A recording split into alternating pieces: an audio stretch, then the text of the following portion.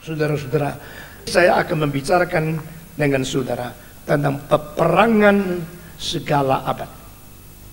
Ya. The battle for ages. Peperangan segala abad adalah peperangan antara firman Tuhan dengan ajaran-ajaran dari manusia dan iblis. Peperangan segala abad adalah peperangan yang mau mentegakkan kebenaran Tuhan di atas bumi ini sampai berbuah dan berkhasiat nilai kekal untuk selama-lamanya. Dan di dalam peperangan ini kita melihat Tuhan sendiri akan memimpin dan anak-anak kaum pilihannya yang taat kepada Dia akan menjadi laskar-laskar untuk memerangi satu kerajaan yang tidak kelihatan tetapi mempunyai kuasa yang luar biasa besarnya. Saudara-saudara, peperangan ini sudah dinubuatkan oleh Tuhan Allah sendiri sesudah Adam berdosa. Maka ada janji pertama, bukan melalui nabi, bukan melalui rasul. Pada waktu itu belum ada nabi, belum ada rasul, belum ada masa perjanjian lama dan masa perjanjian baru. Pada waktu itu yang nubuat, yang berjanji adalah Allah sendiri. Berkata kepada Adam, kepada Hawa, bahwa di antara benih perempuan dan ular ada permusuhan, ada peperangan. Jadi peperangan rohani dari abad ke abad, peperangan segala abad ini dimulai daripada Adam berbuat dosa. Tuhan janji kemenangan akan datang melalui seorang benih perempuan. Itulah namanya inkarnasi. Itulah namanya Natal. Itulah namanya Yesus lahir ke dalam dunia. Dan peperangan ini begitu sengit sehingga anak Allah sendiri harus diremukkan tumitnya, tetapi dia akan meremukkan kepala ular.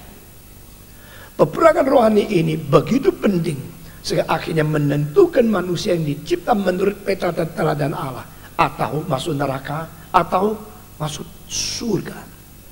Dan saudara, saya tidak tahu kalau saudara sadar tidak, saudara berada di dalam peperangan ini. Tetapi saya lihat banyak orang Kristen masih main-main. Itu kan kebebasan saya mau pilih agama. Itu kan sesuatu hiasan hidup. Kalau hari Minggu, ya pergi dengan musik lebih enak. Itu kan sesuatu gaya hidup. Ada orang pergi naik klub, ada orang pergi ke tempat berjudi. Saya ikut pergi dengar konser Kristen. Saudara-saudara, bagi saya semenjak tahun 57 saya sadar setiap pelayanan saya perang. Setiap kali saya berperang, saya mengetahui siapa musuhnya. Sehingga sampai hari ini saya tidak mengaku tua. Saya berani katakan, kau berdiri di sini, napasmu, keberanianmu, kekuatanmu, semangatmu tidak melebihi saya. Meskipun engkau jauh lebih muda dari saya. Sampai kapan peperangan ini? Sampai hembuskan napas terakhir. Sampai kapan saya harus mundur?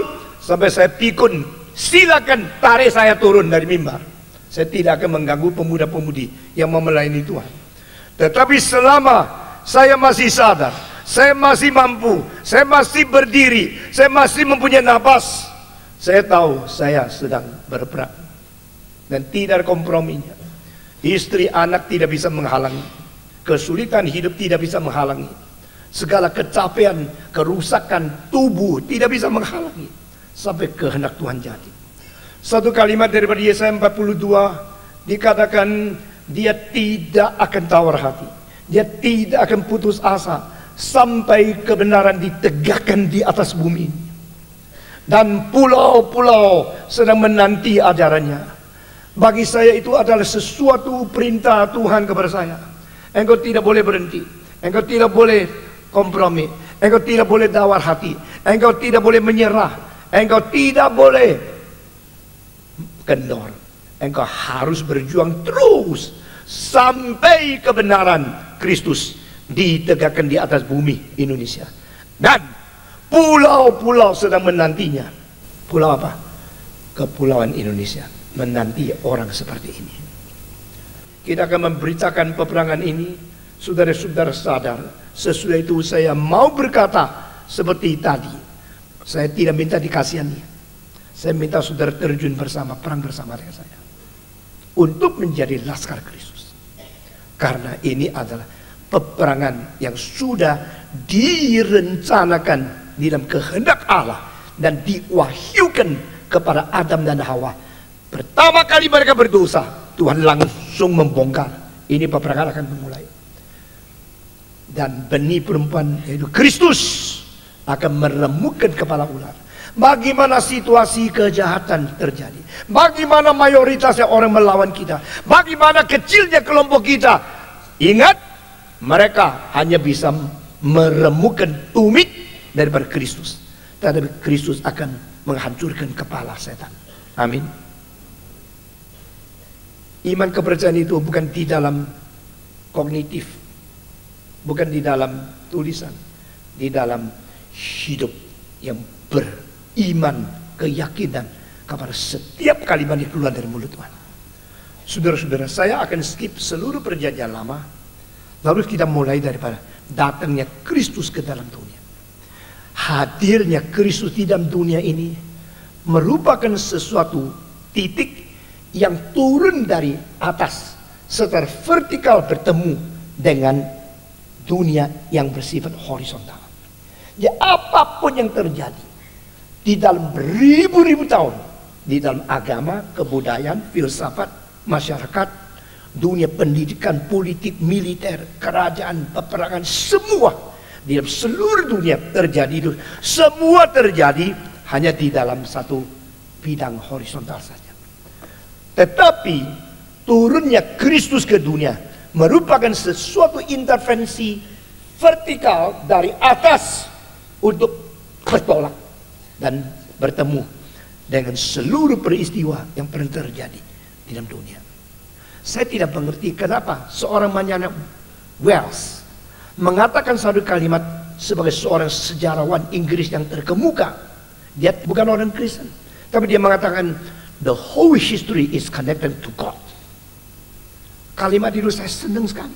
Seluruh sejarah bertemu dengan Tuhan. Setiap titik itu bertemu dengan Tuhan Allah. Nah, ini satu kalimat yang justru bukan keluar dari mulut Kristen, atau memang Tuhan pada saat itu membiarkan orang yang bukan Kristen mengatakan kalimat itu, baru indah. There's not even one event no connected to God in the history. Setiap event, setiap titik di sejarah itu langsung kontak dengan Tuhan Allah. Tetapi Allah itu siapa? Sebagaimana di MKKR 11 kota dari Taipei sampai di Malang yang saya pimpin baru 2 minggu yang lalu, saya tekankan satu hal, yaitu hubungan antara manusia dengan Allah itu sering tidak disadari. Tetapi kita tidak bisa menyangka. Karena where is God? I don't see, I don't know. Tetapi if there is no God, it is impossible. Maka Immanuel Kant mengatakan to prove the existence of God is very, very difficult. But to prove there is no God is much, much more difficult. Orang ateis harus rendah hati. Jangan mengkeraskan hati, menganggap yang kau percaya tidak ada akan menjadi konsekuensi sesuatu itu menjadi tidak ada. Keberadaan Allah bukan akibat kita menemukan. Keberadaan Allah ada dorongan kita menemu. Keberadaan Allah bukan akibat kita membuktikan dia ada atau tidak. Keberadaan Allah adalah sebab mengapa kita ingin membuktikan dia ada atau tidak. Saudara-saudara sekalian, setiap titik, setiap event dari sejarah langsung berhubung dengan Tuhan. Tetapi hubungan ini apa artinya? Wells kabur, dia tidak jelas. Alkitab berkata, the word became man, firman menjadi daging, turun dari atas ke bumi. Titik kontak terjadi, dan di sini ada satu titik pertemuan kekekalan sementara, mutlak, relatif. tidak kelihatan. Sang pencipta, ciptaan, kekekalan dan sejarah. Sekarang menjadi satu titik. Itu Kristus. Dan Kristus datang ke dalam dunia. Dia tidak mewarisi apapun daripada dunia ini untuk menjadikan pengajaran dia sesuatu akibat pengaruh dari predecesornya. Tidak. Kristus datang ke dunia langsung memberikan sesuatu pengkoreksian kepada semua salah pengertian perjanjian lama melalui Talmud, Mishnah, Midrash dan sebagainya. Kedatangan Kristus langsung mendidik orang-orang yang berjiwa mau ikut dia, pengajaran-pengajaran yang bersifat revolusioner. Kedatangan Kristus langsung memberikan pengharapan yang tidak mungkin terdiri, tidak mungkin tercetus daripada semua kegiatan-kegiatan usaha agama di dalam zaman perjanjian lama. Saudara-saudara, sifat renew, sifat correction, sifat revolutionary, sifat new hope ini menjadikan Kristus satu kedudukan yang unik dan tidak ada bandingan di dalam sejarah. No one before and no one after. He is from eternity, so he will influence for eternity, forever and evermore. Semua teolog-teolog yang berusaha menghasilkan sesuatu influence daripada dulu lalu mempengaruhi zaman dia adalah produksi zaman, dia akan digeser oleh zaman akan datang. Hanya Kristus yang langsung daripada takhta Allah, dia tidak mungkin digeser karena dia mempunyai sifat kekekalan yang melampaui, transcends temporality and history. Saudara-saudara, dengan konsep kerangka pikiran seperti ini, kita mengerti kristologi berbeda dengan semua ajaran tentang Mesias daripada orang-orang yang tidak bertanggung jawab, tidak mempelajari firman Tuhan, yang menyelewengkan teologi. Saudara-saudara, reform theology harus membawa manusia kembali kepada Kristus, dan Kristuslah yang akan membawa kita kembali kepada Allah Bapa. Reform theology akan memberikan sesuatu pencerahan bagaimana melalui pengertian Kristus yang sejati, maka kita akan memperbaharui seluruh kehidupan gerejawi, pelayanan gerejawi dan sebagainya. Saudara-saudara sekalian, Yesus Kristus datang ke dalam dunia dan dia mengumumkan dengan 7 proklamasi mengapa dia datang. Anak manusia datang mencari dan menyelamatkan yang sesat. Di situ satu presupposisi yang paling penting. Seluruh umat manusia itu sudah kehilangan arah. Bukan kehilangan pengertian, kehilangan kekayaan. Itu soal kecil.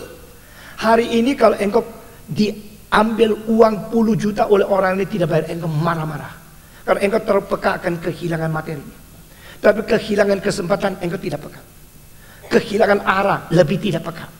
Kehilangan relasi dengan Tuhan Allah engkau sama sekali tidak peka. Manusia itu sebenarnya kasihan seperti binatang yang tidak berkesadaran.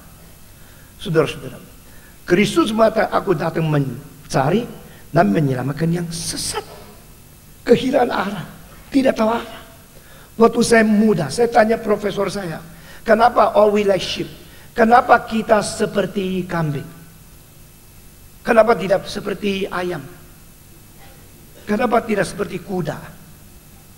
Profesor saya mengatakan, saya dapat jawaban itu dari para Spurgeon. Karena Spurgeon menanya pertanyaan sama. Kenapa Alkitab tidak mengatakan all we like dog, all we like cat, but all we like sheep? Lalu dia mengatakan, jawaban pada abad 19 Spurgeon mengatakan, karena anjing, kucing cepat pulang tempat asalnya. Yang paling tak ngerti arah itu domba. Ditaruh di rumah yang lain sudah tidak bisa pulang. Ada anjing bisa naik MRT kembali ke tempat asalnya. Dia cium-cium kira-kira stand yang mana, stop dia berhenti. Bukan saya main-main, saya ngomong semua, setiap kalimat dari mimbar saya bertanggung jawab. Saudara-saudara, lalu Yesus mengatakan, anak manusia datang bukan untuk dilayani, tapi untuk melayani. Dia akan mempermalukan semua orang komunis yang mengatakan mereka adalah hamba rakyat. Tetapi mereka mempunyai kekayaan melalui korupsi yang banyak. Yesus satu-satunya proletariat, satu-satunya Pemimpin yang tidak ada harta benda bagi diri sendiri. Aku melayani. Yesus mengatakan, aku datang untuk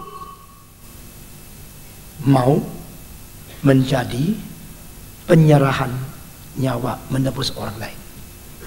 Yesus datang untuk memanggil orang berdosa supaya bertobat. Yesus datang memberikan hidup, bahkan hidup berkelimpahan. Yesus datang untuk menggenapkan Taurat, karena satu titik satu nada tidak akan lewat. Yesus berkata, aku datang menjalankan kehendak Allah. Yang ketujuh, I was born to be the king, di hadapan Pilatus. Semua kalimat Yesus bersifat revolusioner, bersifat koreksi, bersifat memberikan pengharapan yang baru, bersifat satu new paradigm, satu paradigm shift yang tidak pernah ada terjadi setelah Kristus datang. Sehingga mari kita melalui pengertian ini mengerti dan mendapatkan kunci membongkar rahasia kristologi, bukan hanya diikat oleh sejarah saja. Saudara-saudara sekalian, Yesus Kristus datang.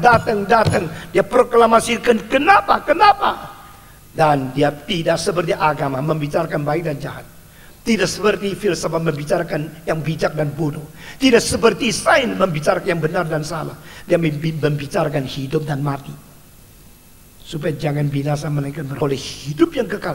Ini bidang tersendiri, bidang melampaui agama, filsafat, kebudayaan, sastra, musik, semua ada menyangkut hidup matinya manusia.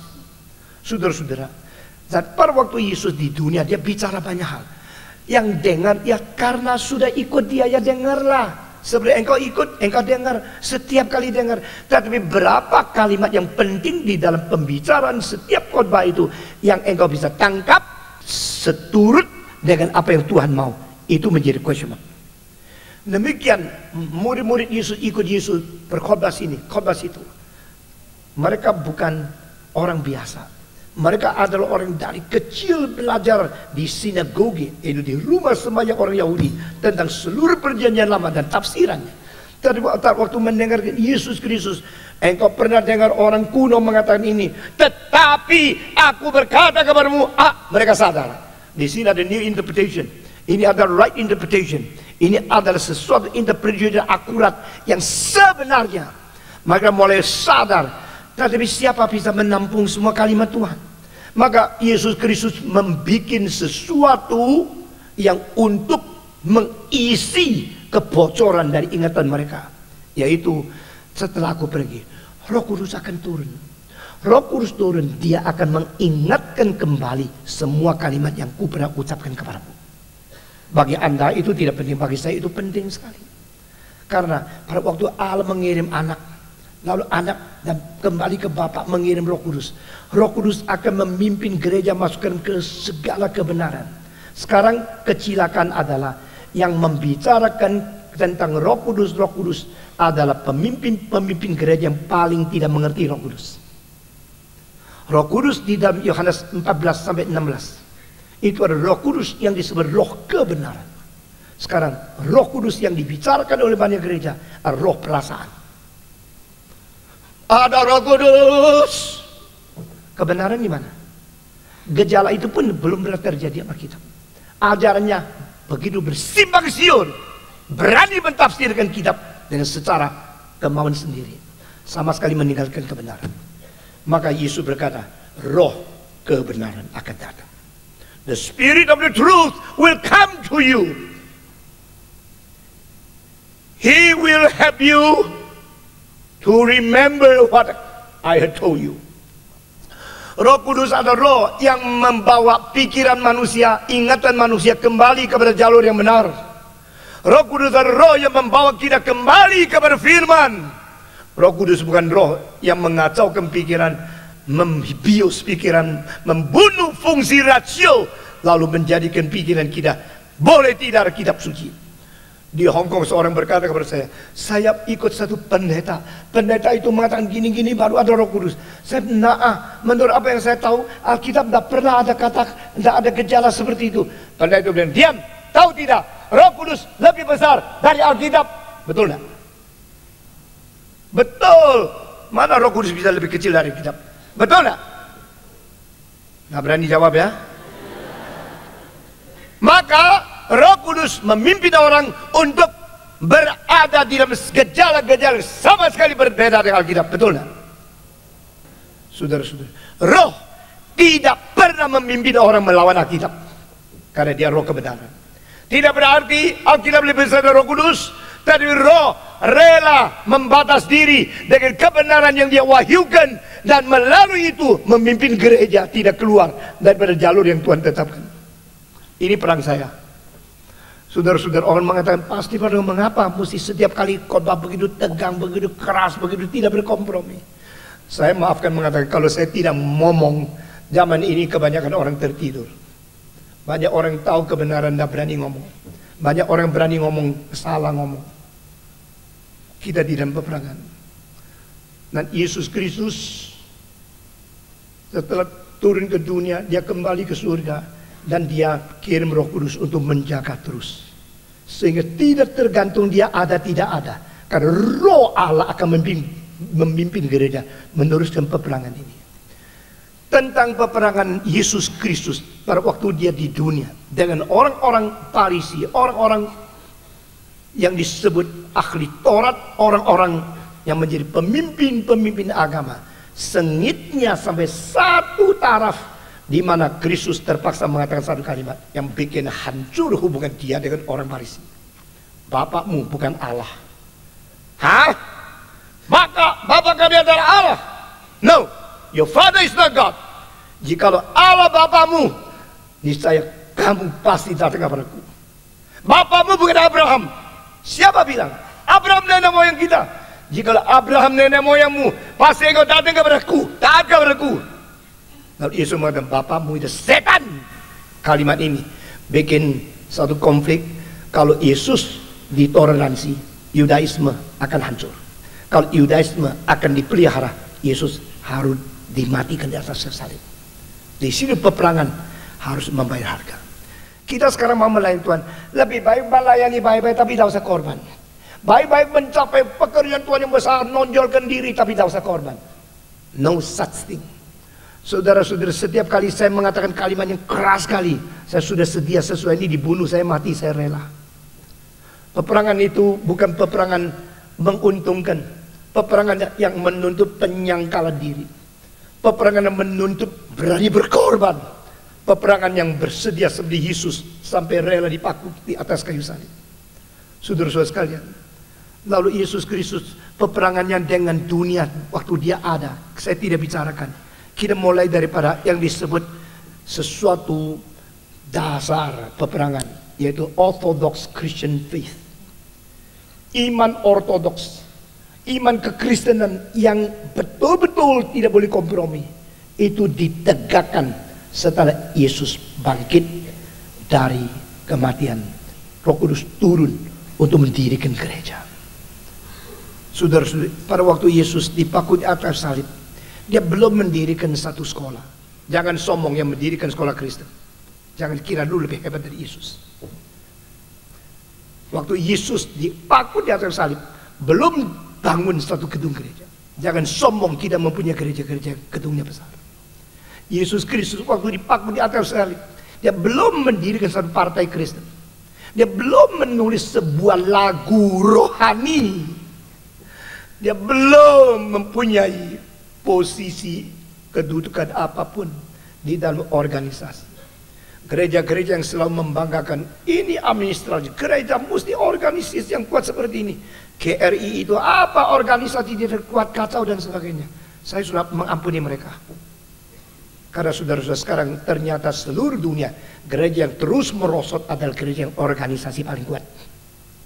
Saya tidak melawan organisasi. Saya kira besok kita harus makin lama makin organisasi kuat. Tetapi spirit first, organization follows. The faith first, administration follows. The man first, and the fee follows.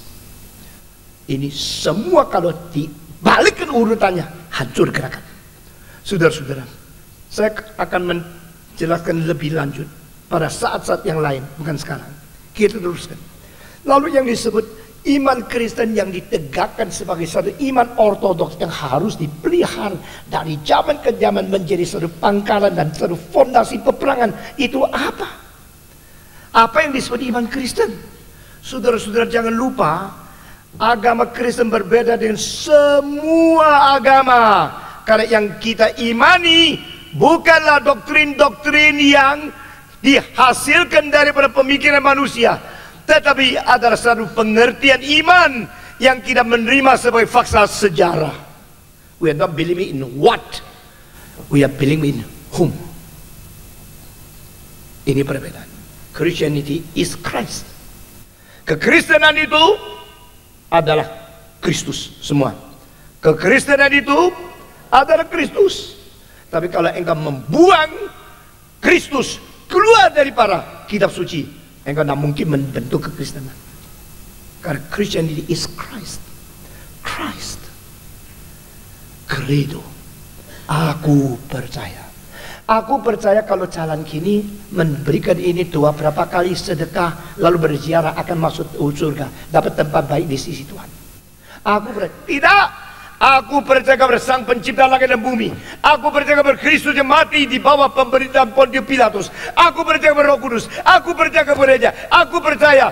Tahu tidak, di dalam iman rasuli itu kristologi adalah menempatkan tempat yang paling besar. Christianity is Christ. Dan semua tentang Kristus itu yang dikatakan dia dilahirkan melalui kuasa Roh Kudus menggerakkan akan anak darah Maria, lalu mengandung dia, lalu dilahirkan oleh anak darah Maria, mati di bawah pemerintahan Pontius Pilatus, disalibkan, lalu dikuburkan 3 hari, lalu dia bangkit pula naik ke surga, akan datang lagi. Ini semua kalimat bukan doktrin saja. Ini kalimat adalah fakta sejarah yang sudah dan yang akan datang. Historical facts. Historical facts. Fact. Ini semua membentuk iman kekristenan yang utuh. Karena Kristus bukan sesuatu hasil daripada bayang-bayang manusia. Bukan sesuatu ciptaan daripada pikiran imajinasi. Bukan sesuatu angan-angan daripada manusia mengharapkan ada seorang juru selamat begini. Tidak. Dia turun dari surga, kontak secara vertikal yang berbentur dengan sejarah dan mengakibatkan revolusi, mengakibatkan koreksi, mengakibatkan sesuatu pengharapan, pengarahan yang baru. Kristus. Tidak ada orang bisa menulis, jikalau Kristus tidak datang, dunia ini sekarang menjadi apa. Tidak ada orang juga bisa mengerti kenapa Tuhan Yesus yang adalah Raja yang disembah sujud oleh para malaikat rela turun dan lahir di palungan. Makin engkau mengerti semua ini, makin engkau mengerti, engkau tidak mengerti. Makin engkau mengerti semua ini, makin engkau mengerti, engkau harus lebih ingin mengerti. Makin engkau mengerti semua ini, makin engkau tahu engkau tidak layak mengerti. Makin engkau mengerti ini, makin menjadikan engkau ingin mengajar orang lain untuk sama-sama mengerti.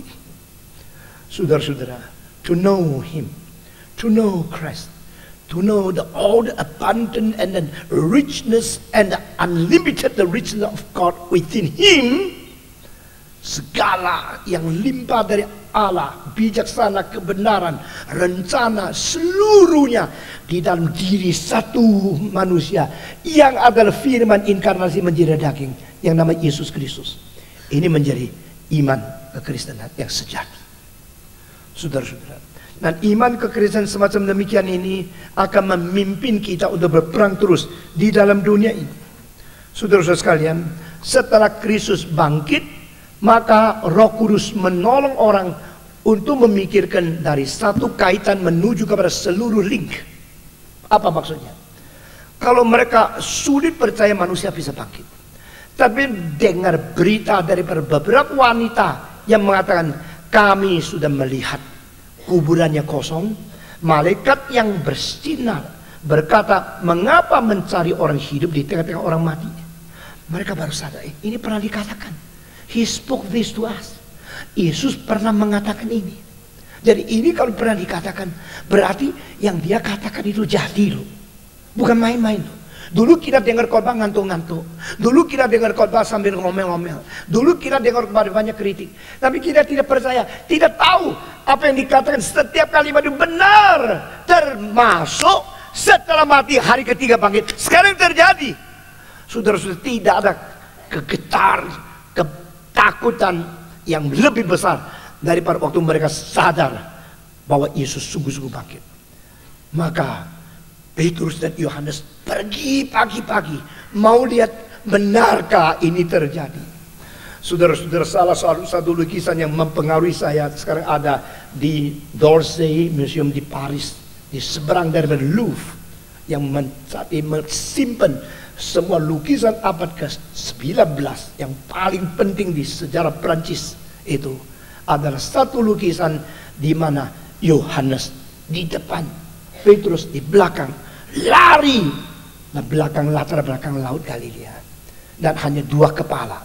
Di dalam lukisan ini matanya Petrus besar sekali, rambutnya ditiup oleh angin, tangannya begini, dan mukanya penuh dengan kuriositas, seolah-olah mengatakan, apakah dia sudah bangkit? Dia masih mau mengampuni saya yang sudah 3 kali menyangkal dia.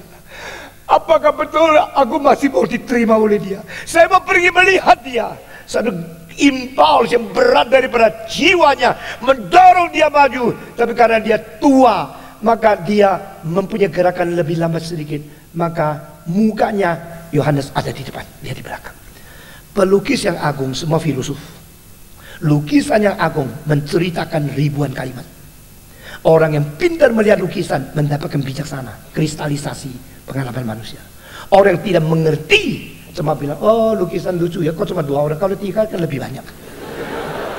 Warnanya cuma gini, oh ini cat kira-kira 2 kilo, kalau ditawar 50.000 rupiah, kira-kira pakai 2 jam. Tapi bagi orang yang mengerti kebudayaan, yang menerima, mau belajar dari filosof-filosof yang pakai lukisan, pakai 2 dimensi untuk menyatakan 3 dimensi, untuk menceritakan 4 dimensi dengan lukisan-lukisan image, mengartikan the action of spirit, seperti yang dikatakan oleh Leonardo da Vinci. Art is not an imitation of the nature. Art is the expression of the action of the spirit. Saudara, lukisan itu mengutarakan spirit yang sedang bergerak. New hope is coming. Is it truth? Jesus resurrected?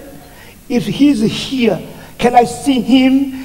Can I listen to him again? Yang dia pernah katakan, semua terjadi. Kalau begini, kebangkitan merupakan konfirmasi kalimatnya, bobotnya. Apa yang dikatakan bukan kosong. Kenapa gereja begitu dingin? Karena gereja menganggap kalimat-kalimat di atas mimbar itu tidak ada harganya. Saya tidak akan keluarkan satu kalimat yang tidak berharga dari mimbar. Dan saya minta saudara harus menghargai setiap kalimat dari mimbar. Kalau tidak, engkau bukan orang Kristen yang baik. Saudara-saudara sekalian, Yesus katakan begitu banyak, mereka lupa semua.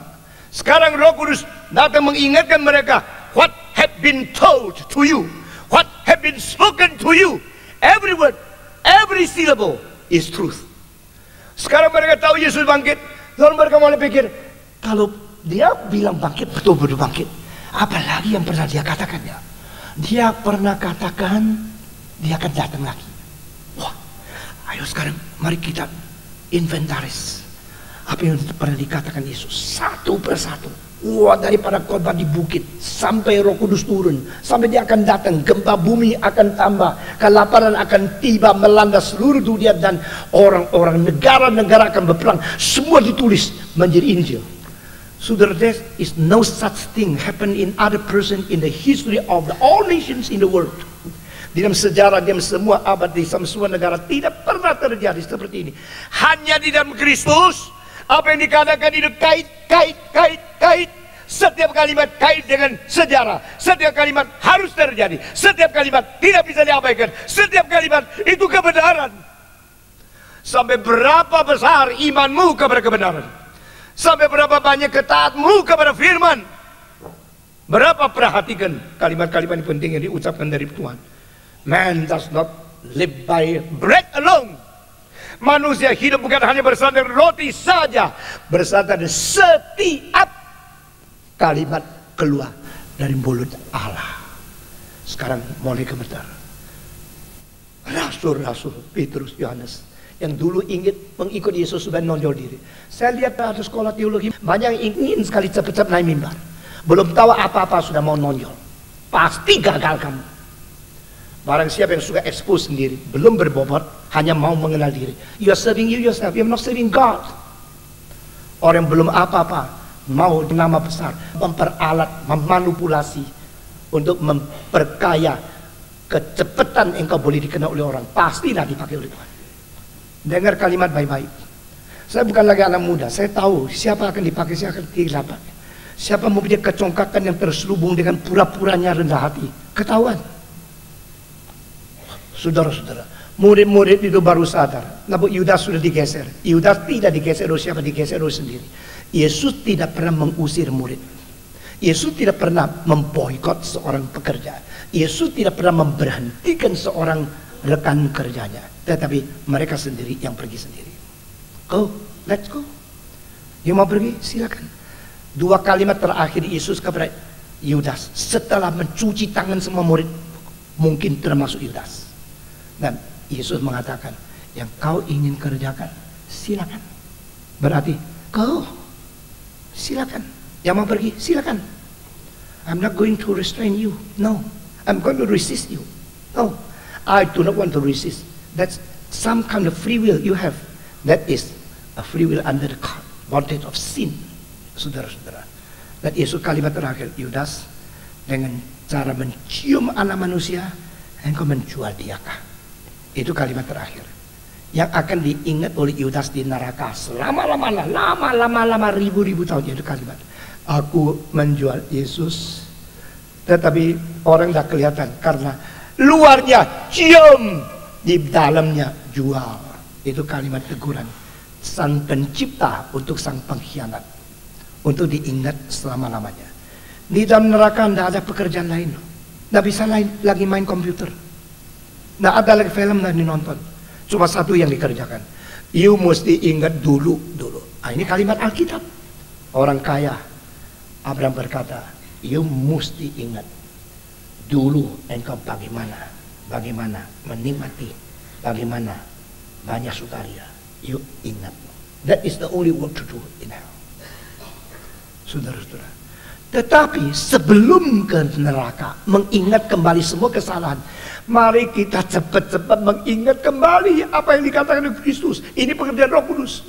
Roh Kudus datang ke dunia bukan bikin orang begini, tidak. Satu kali pun tidak. Gereja sudah tertipu. Gereja sudah tidur. Bagaimana engkau bisa dibangunkan? Orang bilang kebangunan rohani, pakai band yang 30 ribuan, baucap, itu kebangunan rohani. Saya bilang listrik putus, langsung Roh Kudusnya lari. Saudara-saudara sekalian, kita sedang main-main. Kita tak tahu kita harus perang. Kita cuma bikin, kalau gereja banyak orang, persembahannya penuh, banyak kaya, ini namanya berkat Tuhan, teologi makmur. Di mana teologi salib? Martin Luther mengatakan, di dalam mengerti Kristus harus dari dua aspek, the glorious Christ and the suffering Christ. Kristus yang sengsara dan Kristus yang mulia. Kita mau mengabaikan, melompat, membuang salib Kristus, mau berkat kelimpahan kekayaan yang diberi oleh Kristus. Kita lebih suka membicarakan the glorious Christ. Kita tidak mau merenungkan the suffering Christ, the Christ of cross. Dan Alkitab mengatakan, kalau tidak gabung dengan kematian Kristus, tak mungkin gabung dengan kebangkitan Kristus. Kalau tidak berbagian diam sengsara Kristus, tak mungkin berbagian di dalam kemuliaan Kristus. Urutannya itu ada. Sekarang gereja mau shortcut, mau jalan pintas, mau cepat jadi, mau cepat kaya. Saudara-saudara, berapa hari ini di sini orang lain mengajar tentang doktrin kepada you, tapi saya punya tugas membongkar hatimu dan membawa engkau dengan semangat yang baru ikut terjun di dalam peperangan ini. Itu tugas saya. Kalau saya masuk sekolah teologi, saya punya tugas membongkar pikiran yang lama, reconstruct your structure of the thinking pattern. Itu pikiran saya. Mari kita teruskan. Lalu mereka mulai mengingat, Roh Kudus ingatkan mereka kembali apa yang pernah dikatakan Kristus. Semua ini didata, diinventaris dan menjadi sesuatu yang harus dipegang oleh zaman. Dan dari zaman ke zaman tidak ada lagi perubahan.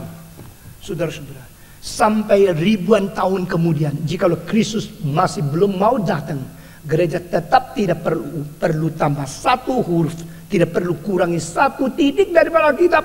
Totally the same as if it is written from the beginning. Saudara-saudara, firman yang kekal, dasar peperangan. Nah, firman itu sudah ditulis, tapi pengertian firman tetap perlu sesuatu pergumulan yang real. Nah, ini menjadi satu kesulitan, yaitu orang-orang yang baca kitab suci, belajar teologi, hanya mengisi paper yang kosong untuk mendapatkan angka-angka, lalu dapat S1, S2, S3 karena pintar hafal. Mereka tidak pernah mempunyai iman yang baik. Mereka hanya mempunyai catatan sejarah. Mereka pernah belajar, pernah baca buku, pernah ikut ujian, pernah lulus. Gitu saja. Orang yang lulus ujian di atas kertas tidak tentu lulus ujian di dalam peperangan rohani. Seorang pemuda 25 tahun yang lalu berkata kepada saya, saya punya angka semua A, semua begitu baik. Saya tanya, bagaimana aja agama? Agama saya top, seluruh kelas paling baik. Jadi engkau agama apa? Saya ikut pelajaran agama Kristen. Engkau percaya Yesus? Tidak. Saya tidak percaya Yesus, tapi saya menempuh ujian semua paling bagus. Apalagi agama. Nah, kenapa engkau sudah menempuh ini? Nah, ujian begitu, engkau tidak percaya Yesus. Memang saya bukan orang Kristen. Nah, kenapa engkau ikut agama Kristen? Ikut ujian begitu baik? Karena kalau agama tak lulus. Untuk mengisi requirement seperti itu, maka saya ikut belajar agama, tapi bukan iman itu. Ingat, banyak orang besok akan masuk neraka adalah orang-orang pernah belajar teologi yang tinggi. Tahu tidak? Hegel, Darwin, dan orang seperti Kierkegaard, Karl Marx, semua pernah belajar teologi. Selain Kierkegaard masih mempunyai perasaan takut kepada Tuhan. Yang lain melecehkan kekristenan. Saudara-saudara sekalian, iman pergumulan. Pergumulan itu menjadi kemungkinan engkau mengetahui bagaimana berperang selanjutnya. Saudara-saudara, keunikan kekristenan, saudara harus tahu, kita mendapatkan wahyu langsung dari Tuhan. Dan wahyu itu diberikan kepada kita dengan menurunkan fakta sejarah, fakta, historical facts, event dari kelahiran Kristus, kemenangan Kristus, kematian Kristus, kebangkitan Kristus, kenaikan Kristus, dan turunnya Kristus kembali pada waktu hari kiamat. Ini semua adalah historical events who compose the Christian faith.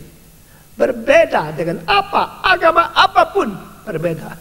Dan di dalam hal ini mereka catat semua kelahiran sampai kebangkitan, kenaikan sampai akan datang kembali, semua sudah selesai menjadi kitab perjanjian baru. Sekarang rasul satu-satu meninggal.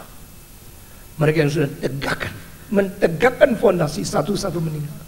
Setiap kali seorang meninggal, apalagi orang yang penting, orang yang bersumbangsi meninggal, merangsang saya untuk memikir apa yang dikerjakan dia. Apa signifikansi dan kerajaan Allah, dan apakah inspirasi itu diri saya, dan apa yang belum saya kerjakan. Saya harus mengejar apa sisa hidup saya, termasuk paradius. Setelah orang itu meninggal, saya langsung koreksi diri saya, mesti bagaimana, saya harus bagaimana. Pada waktu rasul-rasul meninggal, maka penerus itu adalah orang dilatih oleh rasul. Saudara tahu tidak, membuktikan gereja ini sejati atau tidak sejati, ada dasar yang paling penting, yaitu menerima yang diteruskan, yang diwariskan oleh rasul. Iman kepercayaan yang diwariskan atau tidak, yang setia kepada iman rasul, yang setia kepada iman kepercayaan yang diturunkan oleh rasul, itu gereja sejati. Ini yang pertama, the first qualification. You keep and be faithful to the whole teaching inherited from the apostles. Semua ajaran yang diaturkan dari rasul, engkau percaya, engkau memelihara, engkau sungguh-sungguh setia, itu gereja sejati. Apostolic faith adalah credo apostolik, yaitu iman rasuli. Itu apostolic faith. Kalau yang ini dibuang, yang itu yang ditangkap. Nah, engkau mengatakan itu yang hidup, ini yang mati, ini statis, ini doktrin. Tidak penting, yang penting Tuhan betul-betul menyertai, betul-betul bisa mengusir setan. Itu baru hidupkan kembali pelayanan secara rasuli. Itu kelihatan seperti betul, tapi tidak. Saudara-saudara, karena di dalam rasul tidak semua melakukan mujizat. Di dalam rasul tidak semua berbicara bahasa lain.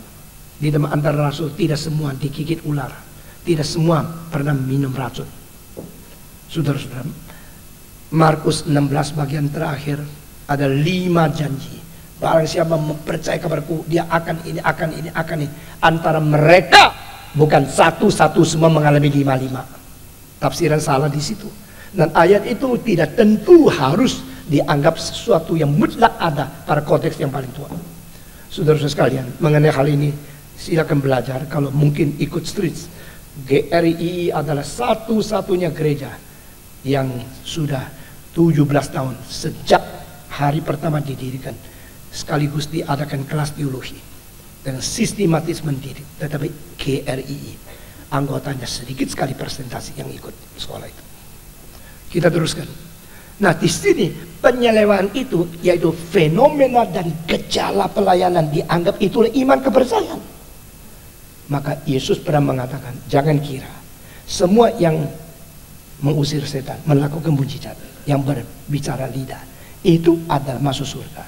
Dengan sesungguh-sungguhnya aku berkata kepadamu, barang siapa yang melakukan kehendak Bapa, dia masuk surga. Tidak semua orang menyebut aku Tuhan, Tuhan masuk surga. Pada hari itu mereka berkata, bukankah demi namamu kami telah mengusir setan, kami telah menyembuhkan orang sakit, kami telah menjalankan mujizat. Tuhan Yesus berkata, aku akan menjawab mereka, nyala engkau yang berbuat jahat, aku tak pernah mengenal engkau.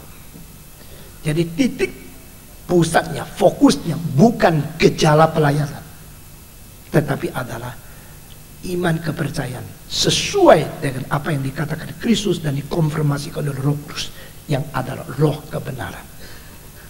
Saudara-saudara, setelah ini sudah dicatat, maka mereka mulai gumul. Gumul, pada waktu gumul, tantangan datang dari mana? Tantangan pertama dari politik dan kerajaan Romawi. Kerajaan Romawi adalah kerajaan yang terbesar yang diketahui oleh manusia pada saat Yesus masih ada di dunia. Mereka menjelajah sebagian dari barat, sebagian dari utara, sebagian dari selatan, menjelajah 3 benua, termasuk Eropa sampai di Inggris, sampai Asia, sampai di sangat-sangat Asia Timur, tidak terlalu timur sekarang, dan selatan utara daripada Afrika dijajah oleh mereka. 3 benua dijajah di dalam lingkaran yang mengelilingi Mediterranean Sea itu, dan mereka mempunyai peperangan yang hampir tidak terkalahkan. Yang paling sulit menempuh peperangan adalah beberapa tahun berperang dengan orang-orang Israel, dan akhirnya mereka tetap menang di Masada. Karena 960 prajurit yang paling tidak berkompromi dari orang Yahudi, akhirnya semua bunuh diri supaya tidak dikalahkan oleh Romawi. Pada waktu orang Romawi sampai di Masada, mereka membayangkan orang Israel akan berlutut minta ampun dan mereka menyatakan penyerahan. Mereka berserah kepada dia. Mereka akhirnya kecewa karena semua sudah mati menjadi mayat. Tidak ada satu yang menyerah kepada dia. Kerajaan Romawi sebanyak satu kerajaan yang menjadi ironis daripada seluruh kebudayaan manusia. Mulai daripada memimpin untuk mendatangkan sejahtera bagi rakyat. Mulai menjadi republik, akhirnya berubah-berubah menjadi kerajaan.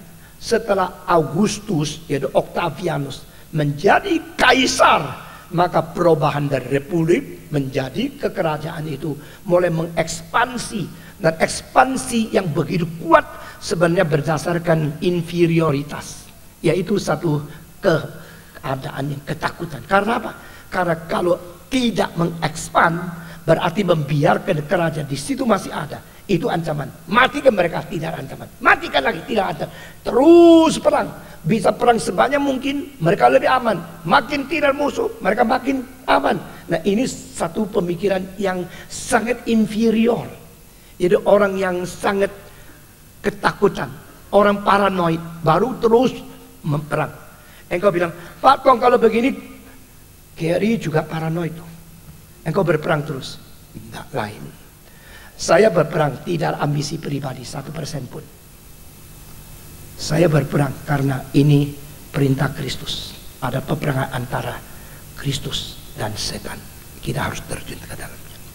Kapan-kapan ada tanya jawab, silakan tanya sebelak-belakan, seberani mungkin bicara. Saya memberikan penjelasan kepadamu. Saudara-saudara, kita teruskan. Pertama dari kerajaan. Kerajaan itu begitu takut sehingga mereka menentukan sesuatu peraturan. Kaisar itu adalah Kyrios. Kaisar itu adalah Tuhan, atau adalah sesuatu yang paling tinggi yang memiliki seluruh kerajaan. Kau bukan milikmu sendiri, kau milik kerajaan. Istrimu milik kerajaan, anakmu milik kerajaan, rumahmu, sawahmu, tanahmu, hartamu, segala sesuatu milik kerajaan. Jadi kaisar memiliki seluruh kerajaan, sehingga engkau harus menyebutnya Tuhan. Tuhan. Ini bertentangan dengan orang Yahudi. Orang Yahudi percaya yang disebut Tuhan di surga tidak pernah di dunia. Yang di dunia tidak boleh disebut sebagai Tuhan. Maka mereka tidak mau menyebut kaisar itu Tuhan. Kalau terjadi bentur, berarti kebudayaan Yahudi sama satu konstitusi Romawi itu adalah konflik. Maka harus dibasmi, bunuh habis. Barang siapa tidak menyebut kaisar itu Tuhan, dia akan dipenggal kepala. Tetapi bisakah menghancurkan satu bangsa yang begitu kuat batinnya, agamanya, spiritnya, imannya seperti Yahudi? Romawi, orang Romawi tahu tidak bisa. Maka mereka akhirnya jalan kompromi. Bagaimana kompromi? 180.000 tentara Romawi yang mengelilingi kota Yerusalem. Di seluruh kerajaan Romawi tidak ada satu negara yang dijajah oleh dia mendapatkan tentara militer sebanyak itu di dalam satu kota. Sehingga orang kalau berbakti ke Yerusalem, dari semua sudut daripada tanah Yudea, daripada Galilea, dari mana itu orang Yahudi pergi Yerusalem 1 tahun 3 kali, terkumpul ratusan ribu. Kalau masa berontak, maka militer menjadi minoritas. Meskipun senjata mereka kuat, mereka dikepung terus, tidak bisa keluar, tidak bisa orang masuk, mereka akan mati. Dengan demikian, maka kerajaan Romawi memperbolehkan orang Yahudi menyebut Yehova Tuhan. Silakan. Hanya satu bangsa. Bangsa lain tidak boleh. Hanya bangsa Yahudi. Ini terlalu keras. Ini terlalu kuat. Ini tidak ada kompromi. Oke, silakan. Engkau menyebut Allah itu Tuhan, pencipta langit. Tidak mau menyebut kaisar Tuhan. Oke, kita izinkan. Tapi diketatin. Dan rajanya tidak boleh dari keturunan Daud. Rajanya itu harus dipilih oleh orang Romawi. Maka Romawi memilih salah seorang arsitek terbesar dalam sejarah, Herodes Agung. Dia bukan keturunan orang Yahudi. Dia bukan keturunan daripada salah satu suku di antara 12 suku Israel. Dia keturunan Edom. Lalu dia memakai agama, menyenangkan orang beragama supaya diperkuat dia punya kedudukan politik. Semua presiden, semua raja, semua pimpinan-pimpinan di dunia mempunyai pikiran yang jahat seperti itu. Memperalat agama untuk memperkuat kedudukan mereka. Hampir tidak ada yang terkecuali. Saya tidak usah menjelaskan lagi. Dirikan bait yang besar. Surah Yahudi mengatakan, "What? This is bigger than the temple built by the Solomon." So we thank God and thank Herodes. Kita bersyukur kepada Tuhan, kita bersyukur kepada Herodes. Dia meskipun bukan orang Israel, tapi toh begitu hebat, membuat kita begitu beragama, meriah. Kalau engkau belajar sejarah, lalu lihat daripada kerajaan Tuhan, engkau lihat sifat dosa manusia begitu rusak, makin tinggi makin rusak jabatannya. Kecuali dia seperti Daniel, seperti Yusuf yang takut kepada Allah. Saudara-saudara sekalian, maka Romawi mengatakan di bawah kerajaan Roma, sekarang kita mempunyai dua sistem. Sistem selain Yahudi, semua tidak boleh menyebut siapapun Tuhan kecuali Kaisar. Sistem kedua, diizinkan di daerah Palestina, yaitu orang Yahudi. Mereka tetap boleh menyebut Yehova itu Tuhan. Maka satu negara dua sistem. Bukan mulai dari Deng Xiaoping, mulai dari Kaisar, mulai dari orang Israel zaman itu. Nah, dengan keadaan demikian, maka mereka mengiyakan toleransi sampai mereka mengetahui, ada lagi bukan Yehova yang Tuhan, ada seorang yang dinamakan Yesus itu Tuhan juga. Wah, tidak bisa. Marahlah. Romawi mulai marah kalau mereka menganggap semua orang Israel percaya Yehova Tuhan, ditoleransikan sampai Yesus jadi Tuhan. Nggak bisa. Kalau begini saya tahulah orang Yahudi dua macam, semacam percaya Yehova, semacam percaya Yesus, sama-sama Yehova Yesus. Nah, yang baru ini dipegang kepala, yang baru dianiaya. Nah, saat itu Yesus baru bangkit naik ke surga tidak lama, Roh Kudus turun tidak lama, maka gereja dianiaya, babat habis, babi bunuh, dibakar, disalibkan. Ribuan orang karena iman kepada Kristus mati. Ini peperangan yang mulai meletus secara fisik, secara sejarah, secara real, secara konkret, secara hidup sehari-hari. Saudara-saudara, saya selalu mempunyai pandangan sedikit berbeda dengan orang lain. Maafkan. Ada orang bilang gereja ditutup, gereja banyak yang dibakar, gereja banyak diusir, tidak bisa berbakti di dalam. Saya bilang ini ada baiknya. Kenapa? Karena Kristen selama ini terlalu lancar. Maka mereka tidak pernah mengetahui apa namanya sandar Tuhan. Berlutut, berdoa, berpuasa, minta pertolongan sang penguasa yang terbesar. Gereja cuma mengetahui hidup enak-enak, percaya kepada Tuhan, dapat kekayaan, hidup makmur, gloria, ini kesuksesan, teologi prosperity. Itu melumpuhkan iman orang Kristen. Maka Tuhan ada waktunya mengkocak kita supaya kita mengerti kita mengapa menjadi orang Kristen. Saudara-saudara sekalian, pada waktu dilandanya penganiayaan itu selama 300 tahun, kira-kira 10 kali penganiayaan daripada Nero, daripada Trajanus, daripada Vespasian, daripada Diocletian, daripada Domitian, terus sampai pada abad keempat. Saudara-saudara, 10 kali penganiayaan besar, ratusan ribu orang Kristen mati hanya karena Yesus adalah Tuhanku. Itulah sebabnya Paulus mengatakan, barang siapa memanggil Yesus Tuhan, dia diselamatkan. Kenapa surat itu, ayat itu ditulis di Roma, bukan di Korintus, bukan ke Efesus, di buku Roma, karena kerajaan Romawi yang menentukan barang siapa menyebut orang lain Tuhan di tengah kepalanya. Dan Paulus mengatakan, engkau berani panggil Yesus Tuhan, berarti engkau sudah siap perang, engkau bersiap mati, engkau diselamatkan. Itu artinya. Sekarang kita tafsir akhir mau sendiri. Begitu lihat, pikir-pikir, kira-kira begini. Lalu dengan teriak-teriak terkala seperti orang jual koyo. Wah, dan banyak orang tarik. Itu arak-arakan. Itu seperti demonstrasi. Ya, semua ikut. Itu main psikologi massal. Itu bukan jadi hamba Tuhan yang setia. Saudara-saudara, semua ayat itu ada makna yang sesungguhnya. Mari kita menemukan dengan sungguh-sungguh. Di dalam kerajaan, maka politik menjadi tantangan musuh besar kepada iman Kristen yang sejati. Kedua, filsafat Gerika.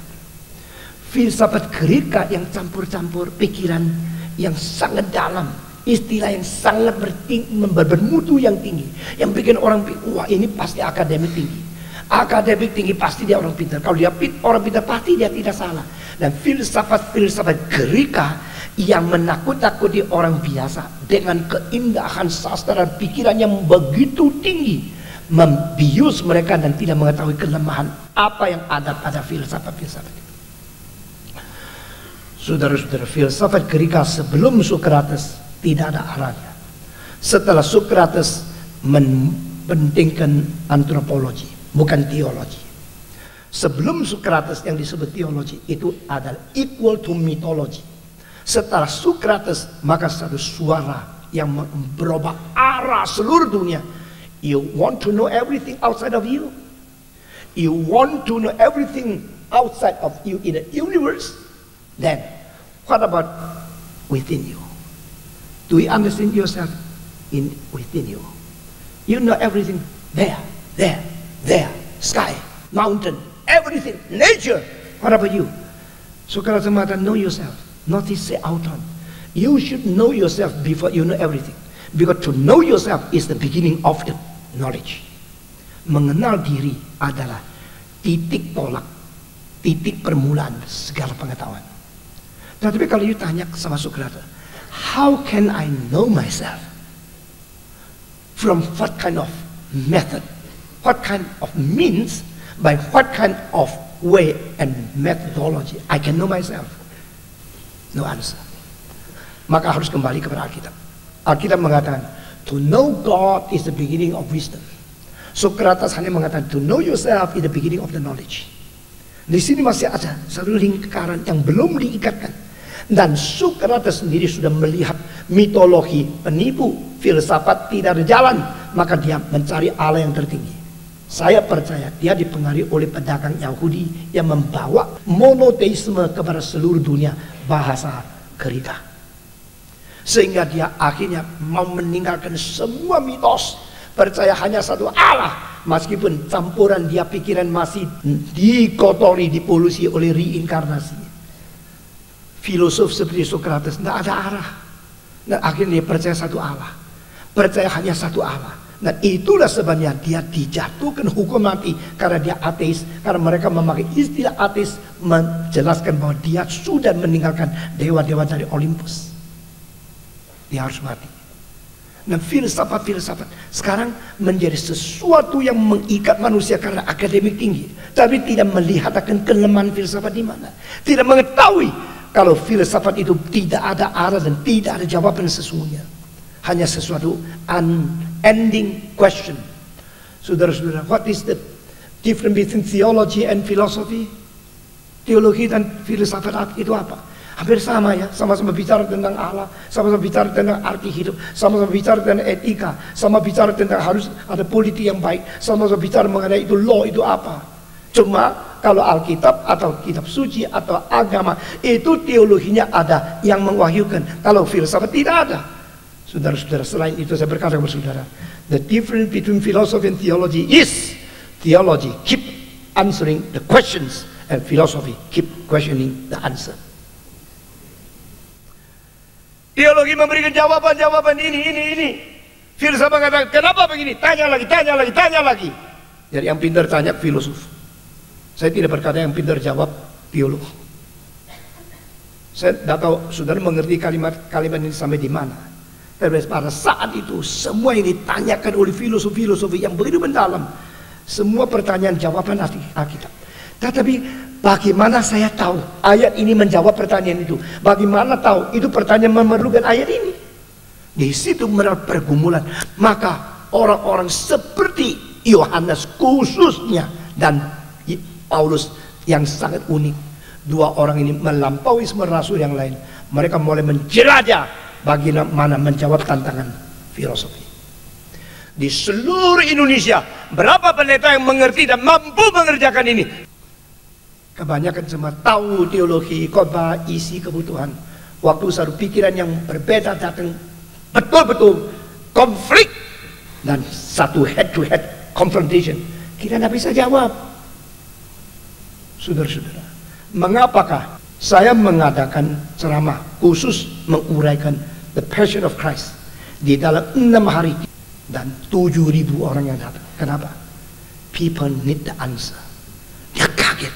Kok di dunia ada orang mati begitu siksa? Pernah ada kerajaan begitu kejam? Pernah ada hukuman begitu tidak manusiawi? Pernah ada orang begitu tahan sampai mati tidak membalas dengan satu kalimat yang penuh sedikit pun dengan kebencian? Bagi orang luar, aduh kasihan. Yesus itu kasihan. Mereka dengan simpati mau menjadi orang yang simpatisan.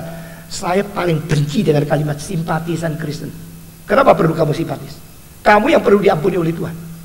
Kok kamu yang simpatis Kristen? Kita perlu kasihan kamu. No way. Satu kali murid saya mengatakan, Pak, kalau ke Bandung jangan lupa jenguk seorang. Dia itu orang pemilik bank yang besar. Dan dia sekarang di rumah sakit sudah mau mati. Tolong doakan dia lalu anjurkan dia, injili dia. Karena murid itu murid yang baik. Dan karena sungguh-sungguh saya pergi di rumah sakit. sudah mendoakan, menjelaskan Yesus mencintai engkau, saya doakan engkau. Sudah selesai doa, terus dia mengatakan satu kalimat, nanti kalau saya sembuh, saya mesti bantu gereja yang mana? Karena begitu banyak pendeta doakan saya, nanti saya mesti menolong yang mana? Kurang ajar banget ya. Wah, saya waktu itu masih muda, sekarang sih masih muda juga.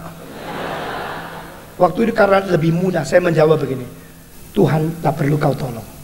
Kau seorang pemilik bank yang kaya, maafkan, tolonglah dirimu sendiri. Karena yang perlu ditolong adalah jiwamu. Kalau mati masuk neraka, Kristus datang mati bagimu. Engkau tidak usah beri persembahan, karena engkau, dari kalimat ini saya tahu engkau belum Kristen, engkau belum mengerti apa itu persembahan.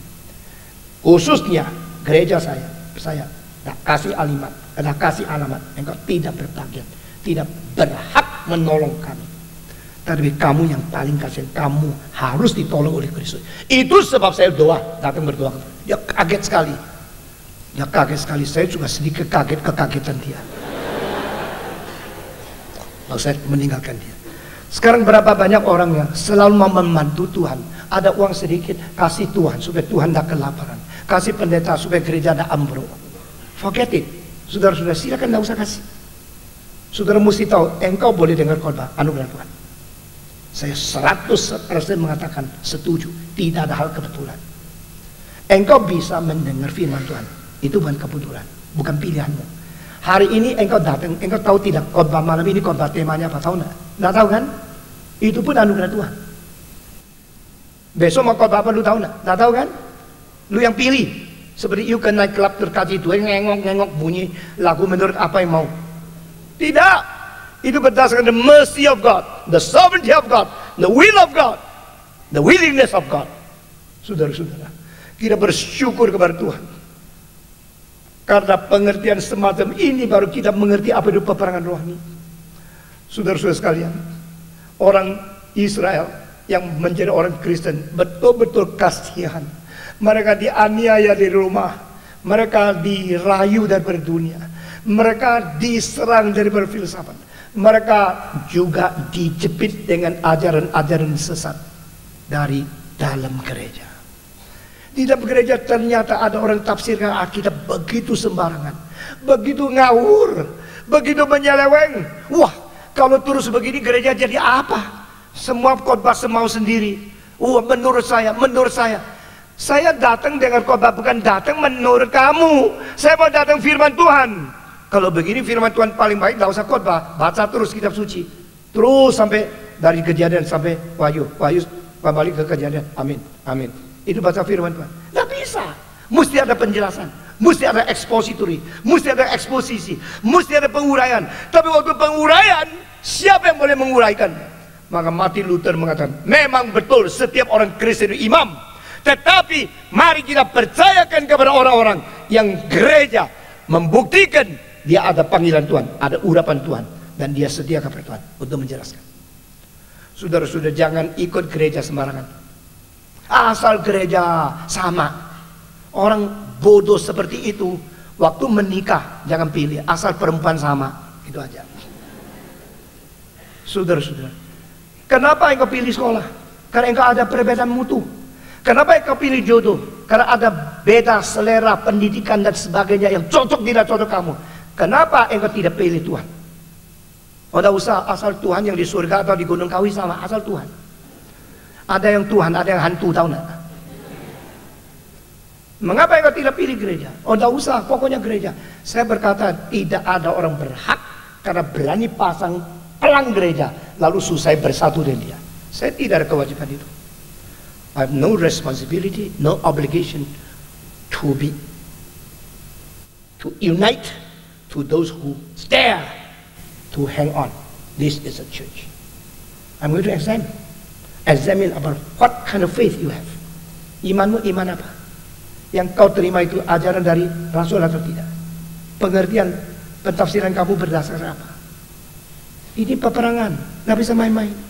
Maka saya akan simpulkan sekarang. Semua ini dari politik, dari filsafat, dari dunia sekuler, daripada adat, daripada kebudayaan, dan akhirnya dari dalamnya, daripada ajaran bidat-bidat yang terdiri dalam gereja, menggerogoti iman ini semua, membuat mereka melihat Selain kita sudah menerima kitab suci yang diwahyukan oleh Tuhan, yang diberikan sebagai dasar iman kita, yang kita data semua dan diingatkan Roh Kudus, kita masih memerlukan pengertian sesungguhnya untuk menerapkan semua kebenaran kita tahu untuk perjuangan peperangan rohani. Saudara-saudara, hari ini saya sampai di sini, dan ini semua penganiayaan daripada politik, rayuan daripada dunia, tantangan daripada filsafat, dan benturan daripada bidat-bidat. Semua ini cause the true Christian to think, what kind of life I should live, what kind of faith I should keep, what kind of battle I should fighting for. Ini menjadikan gereja alert, gereja peka, gereja bangun, dan gereja bersiap-siap untuk berperang. Dan peperangan ini menjadi sengit pada abad 2, abad 3, sampai abad ke-4 Augustinus menetapkan banyak hal yang paling penting menjadi satu dasar yang kuat. Sesudah itu, begitu sudah selesai peperangan, langsung tidur 600 tahun. Besok kita teruskan. Mari kita berdoa. Bapa di dalam surga, beri kekuatan kepada kami untuk mengerti peperangan dari abad ke abad, dari zaman ke zaman, yang sekarang sudah turun atas pundak kami, sehingga kami juga harus berperang di dalam zaman ini. Beri kekuatan kepada kami untuk menjadi orang Kristen yang setia, yang baik, dan yang penuh pengertian. Kami tidak ingin menjadi orang yang setia, baik, tetapi bodoh. Kami ingin menjadi orang yang setia dan baik dan yang berbijaksana dan taat kepada Tuhan, dengan pengertian, kesadaran yang sangat peka, dan dengan ketaatan dan dengan kemutlakan bulat hati untuk menjalankan kehendak-Mu. Berkatilah gerakan reform ini, berkatilah akan malam-malam dan setiap hari di dalam retreat ini. Tuhan, tambahkan kekuatan kepada para hamba-hamba yang menyampaikan firman Tuhan. Tambahkan pengertian kepada setiap anak-Mu yang Kau panggil untuk mendengar. Kehendak-Mu jadilah di atas diri kami, di atas gerakan ini, di atas bumi Indonesia, di atas seluruh bumi, seperti jadi di dalam surga. Dalam nama Yesus Kristus kami berdoa. Amin.